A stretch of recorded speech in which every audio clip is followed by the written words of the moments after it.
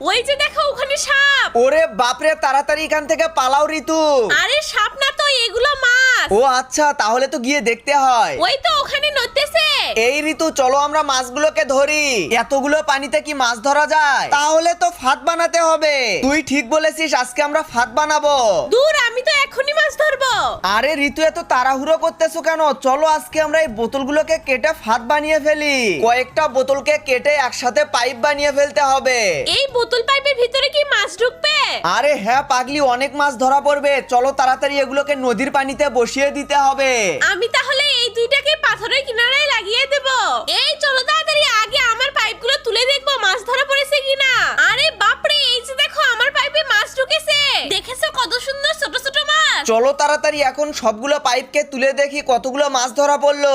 আরে ওয়া, আমরা তো অনেকগুলো মাছ পেয়েছি। তাড়াতাড়ি বাড়িতে চলো, আজকে এই মুরগিটাকে কেটে নিয়ে ছোট মাছগুলো দিয়ে